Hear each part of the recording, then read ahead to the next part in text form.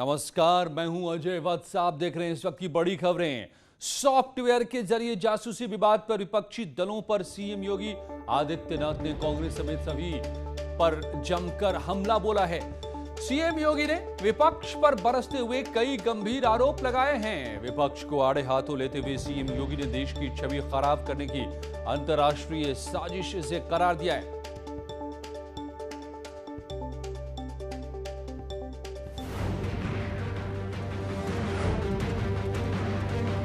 Pegasus के software के संबंध में विगत 2 दिनों से विपक्षी दलों के द्वारा देश के अंदर जिस प्रकार का वातावरण बनाने का प्रयास हो रहा है, यह विपक्ष के कुत्सित मंशा को उजागर करता है।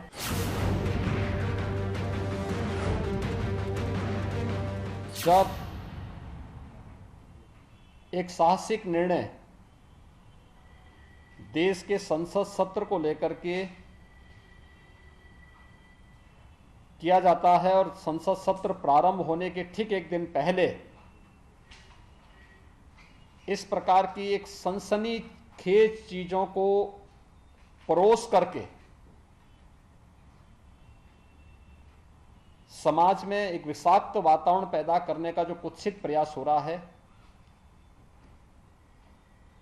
राजनीति के घटते हुए गिरते हुए स्तर को प्रदर्शित करता है।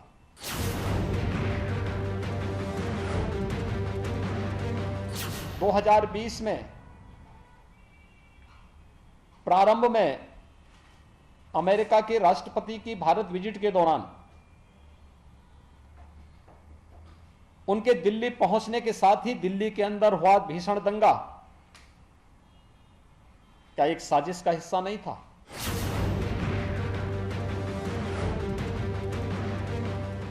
कोरोना कालखंड के दौरान देश के कोविड प्रबंधन को WHO और दुनिया के देश सराह रहे थे, लेकिन भारत के अंदर विपक्ष एक ऐसा माहौल बनाने का प्रयास कर रहा था जैसे कि सरकार इन सभी चीजों से अनभिज्ञ है और महामारी से लोग मर रहे हैं। अंतर्राष्ट्रीय स्तर पर भारत की छवि को खराब करने, भारत को अस्थिर करने के लिए जिन मंसूबों के साथ विपक्ष कार्य कर रहा है, यह अत्यंत दुर्भाग्यपूर्ण है।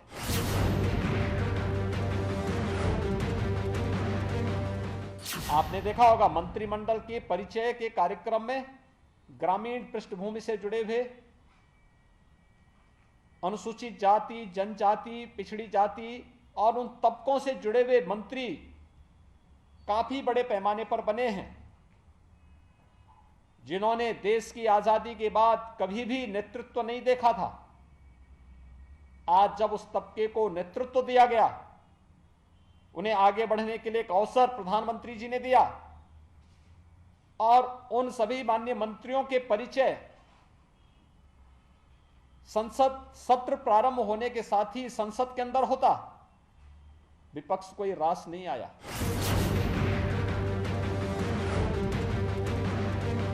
किसान आंदोलन के नाम पर किस तरीके से देश के खिलाफ साजिशें रची जाती हैं, कैसे किसान को समुदाय में मत और मजहब के साथ जोड़ करके देख करके उनके माध्यम से भड़काऊ और देश विरोधी कृत्यों को आगे बढ़ाने की छूट दी जाती है। विपक्ष उनके साथ खड़ा होता हुआ दिखाई देता है।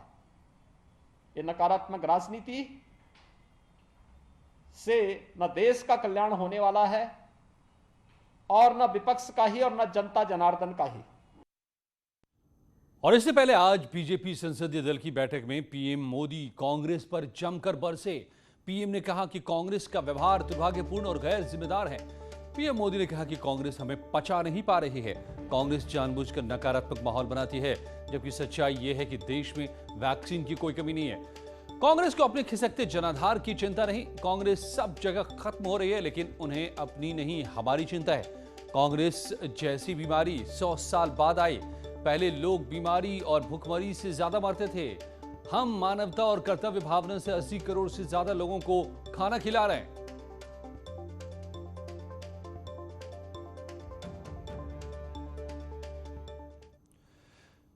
और लखनऊ से खबर, आजम से मिलने अखिलेश यादव पहुंचे हैं। अखिलेश यादव ने आजम खान से मुलाकात की। मेदांता अस्पताल में आजम खान से मुलाकात की है। दिल्ली से लौटकर आजम से मिलने पहुंचे अखिलेश।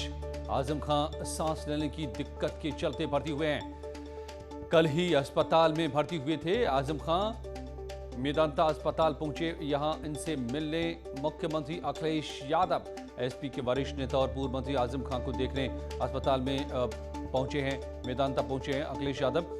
आजम खान को की तबीयत फिर से खराब हुई तो उन्हें वापस सीतापुर जेल से मेदांता अस्पताल कल लाया गया और आज आजम खान से मिलने अखिलेश यादव पहुंचे। अनामिका हमारी संवाददाता मेरे साथ जुड़ गए हैं। अनामिका, तो अखिलेश यादव दिल्ली से सीधे पहुंचे हैं लखनऊ आजम खान से मिलने। क्या हालत है आजम खान की इस वक्त? देखिए अजय, संसद सत्र चल रहा है। अखिलेश यादव दिल्ली में मौजूद थे, तमाम लोगों से मुलाकातें कर रहे थे, लेकिन इस बीच जब बड़ी खबर आई ये कि आजम खान को एक बार फिर से सांस लेने में तकलीफ हो रही है, दिक्कत हो रही है, इसके बाद उन्हें कल सीतापुर से यहाँ पर मेदांता में शिफ्ट किया गया और आज अखिलेश यादव दिल्ली से सीधे एयरपोर्ट आए हैं और एयरपोर्ट से वो सीधे मेदांता अस्पताल आए हुए हैं। गाड़ियों का काफिला देख रहे होंगे अंदर आप। अखिलेश यादव के समाजवादी पार्टी के बहुत सारे नेता भी आपको अंदर दिखाई दे रहे होंगे। हालांकि इसके पहले आजम खान जब कोरोना की चपेट में आए थे तो उस वक्त भी आजम खान और अब्दुल्ला आजम उनके बेटे दोनों को ही यहाँ पर एडमिट करवाया गया था।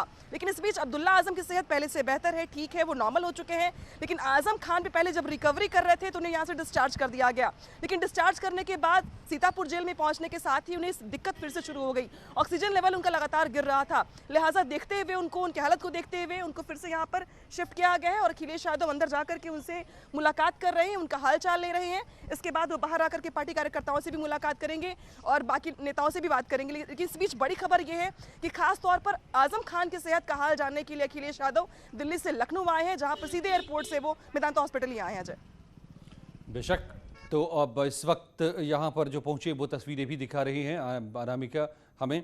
दिल्ली से संसद सत्र को छोड़ करके यहाँ पहुंचे अखिलेश यादव आजम खान से मिलने। आजम खान को फिर से एक बार तबीयत बिगड़ने के बाद जेल से वापस अस्पताल पहुंचाया गया है। इससे पहले कोरोना से ग्रस्त होने के बाद काफ़ी दिनों तक इसी मेदांता अस्पताल में रखकर सरकार ने इलाज कराया था। जब वो ठीक हुए तो वापस उन्हें जेल भेजा गया था, मगर फिर से सांस लेने में तकलीफ हुई है तो उन्हें वापस मेदांता अस्पताल लाया गया है।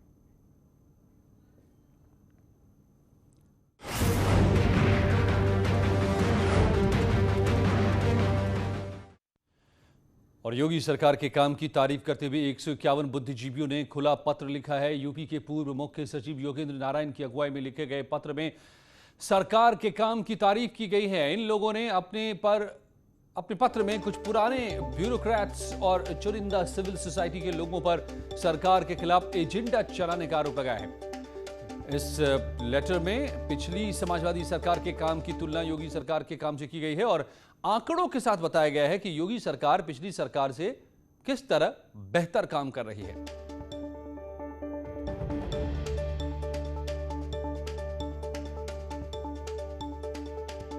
एक 151 बुद्धिजीवियों का ये खुला पत्र,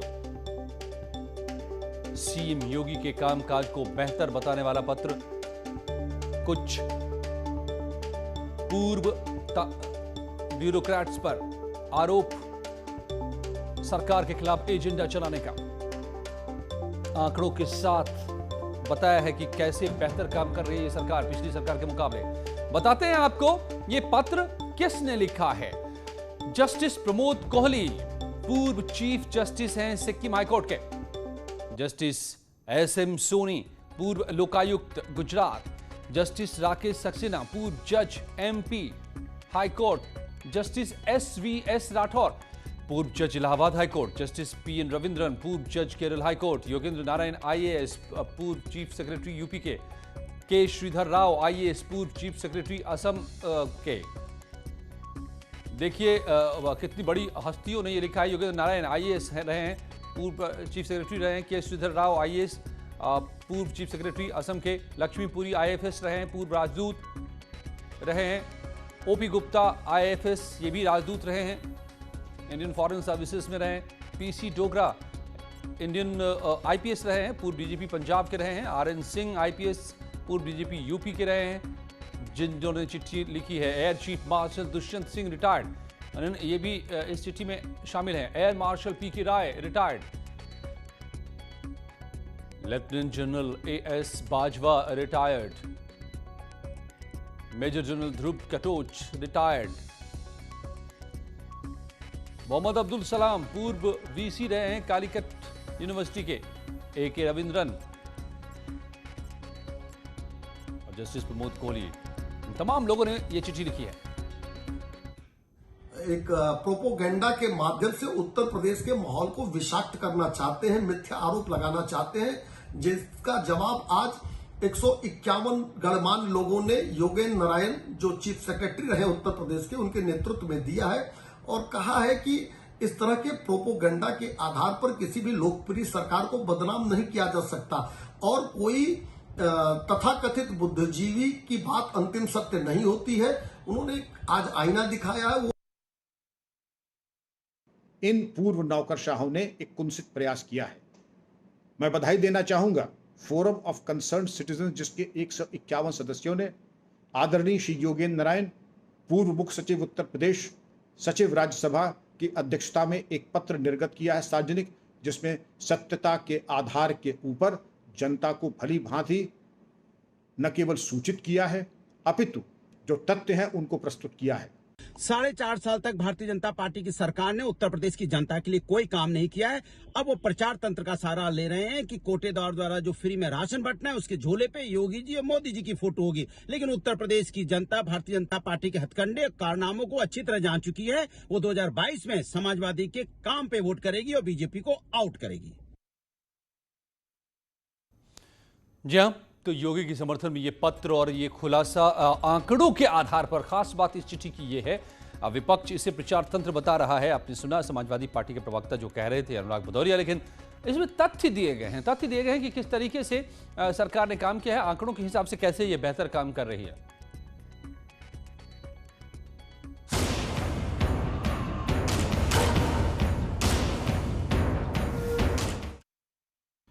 और ये खबर कानपुर से है। आतंकियों के हमदर्दों पर शिकंजा कसा जा रहा है। आतंकियों के संपर्क में रहने वाले लोगों की अब पहचान हो रही है।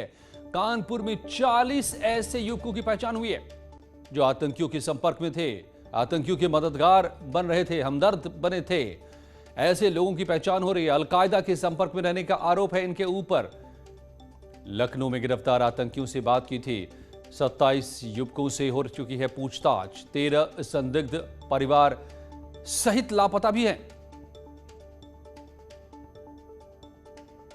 कितना बड़ा ताना। लखनऊ से पकड़े गए आतंकियों से एटीएस ने रिमांड के दौरान पूछताछ की। उस पूछताछ के दौरान तमाम ऐसे राज खुले हैं, जिसमें सबसे बड़ा जो हथियार था वो था मोबाइल। उस मोबाइल से 5 आतंकियों के कॉल डिटेल निकालने के बाद एटीएस को पता चला कि कानपुर का भी सीधा कनेक्शन है। कानपुर के 40 लोगों से उनकी लगातार बात हुई, जिसमें 23 लोगों से पहले पूछताछ हुई, फिर 4 लोगों से, यानी पहले 27 लोगों से पूछताछ करके एटीएस ने उसकी पुष्टि की कानपुर में। अब 13 लोगों की एटीएस को तलाश है। इस वक्त मैं कानपुर के जिस जगह खड़ा हूँ, आप देख सकते हैं इन्हीं इलाकों में एटीएस छापेमारी कर रही है। अगर सूत्रों की माने तो कानपुर के 6 से ज़्यादा ठिकानों पर यहाँ छापेमारी चल रही है, जिसमें उन 13 लोगों की अब तलाश है, क्योंकि वो 13 लोग यहाँ से लापता हैं। ना वो ना उनके परिवार का कोई भी सदस्य यहाँ मौजूद है। यानी एटीएस के लिए अब सबसे बड़ा चैलेंज ये होगा कि उन 13 लोगों का भी पता लगाए। उनको पता लगाने के बाद ये पता लगेगा कि आतंकियों के असल बात मंसूबे क्या थे, उनका मकसद क्या था। विजन आशीष पांडे के साथ अमित गंजू, न्यूज़ 18 कानपुर। और आप भी एंकर या रिपोर्टर बन सकते हैं। आप में क्षमता है तो न्यूज़ 18 यूपी उत्तराखंड देगा आपको मौका न्यूज़ एंकर रिपोर्टर बनने का। तो हमें अपना एक और बड़ी खबर, यूपी में जल्द हो सकता है मंत्रिमंडल का विस्तार। 5-6 मंत्रियों को किया जा सकता है शामिल। केंद्रीय नेतृत्व के फैसले का इंतजार है। मंत्रिमंडल विस्तार को लेकर की चर्चा हुई है। बैठक खत्म करके निकले स्वतंत्र देव सिंह, सुनील बंसल, करीब 1 घंटे तक ये चली है बैठक। और इससे जो बात निकलकर सामने आ रही है कि फिर एक बार खबर, मंत्रिमंडल का हो सकता है यूपी में विस्तार।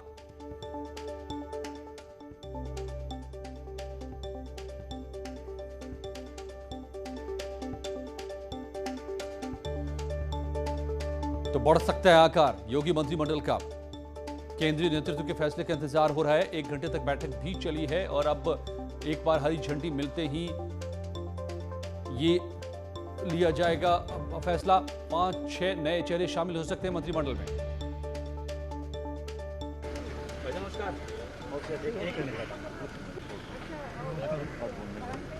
ऐसे कभी मिल तो लिया करिए आप। नमस्कार।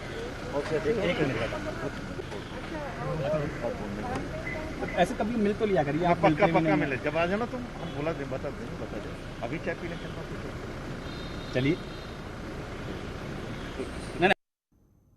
और कुछ ही पूर्व में जारी है यहां इस वक्त की और खबरों का सिलसिला।